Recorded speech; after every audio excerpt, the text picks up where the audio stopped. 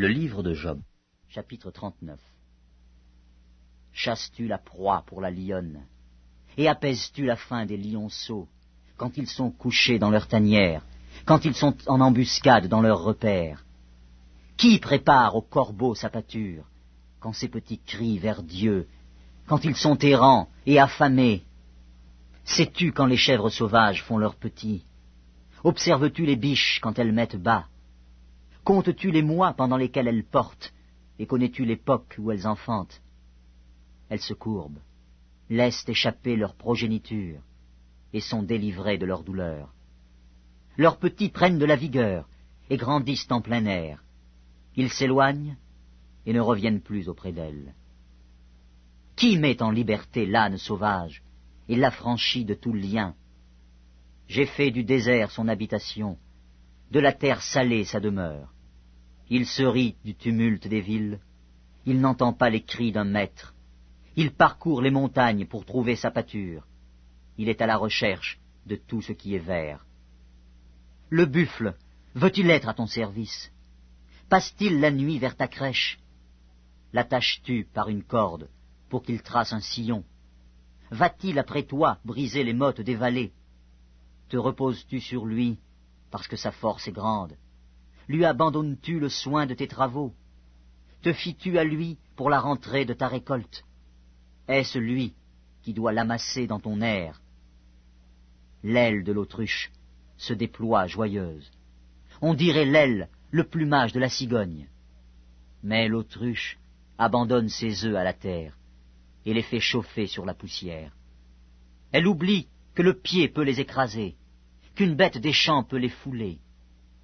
Elle est dure envers ses petits, comme s'ils n'étaient point à elle.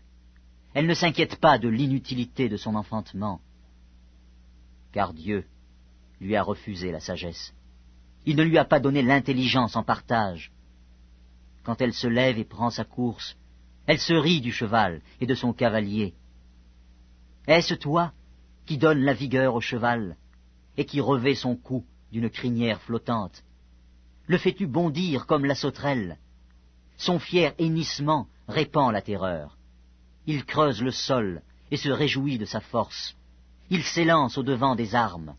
Il se rit de la crainte. Il n'a pas peur. Il ne recule pas en face de l'épée. Sur lui retentit le carquois. Brille la lance et le javelot. Bouillonnant d'ardeur, il dévore la terre. Il ne peut se contenir au bruit de la trompette. Quand la trompette sonne, il dit « En avant !» Et de loin il flaire la bataille, la voix tonnante des chefs et les cris de guerre.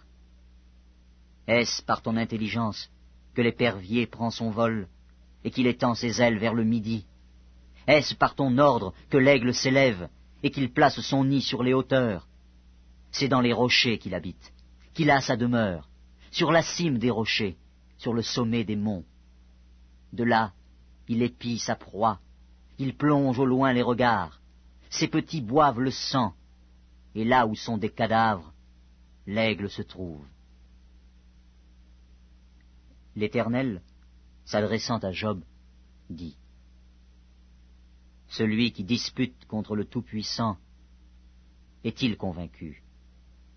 Celui qui conteste avec Dieu a-t-il une réplique à faire? » Job répondit à l'Éternel et dit « Voici, je suis trop peu de choses. Que te répliquerai-je? Je mets la main sur ma bouche. J'ai parlé une fois, je ne répondrai plus. 2 fois, je n'ajouterai rien.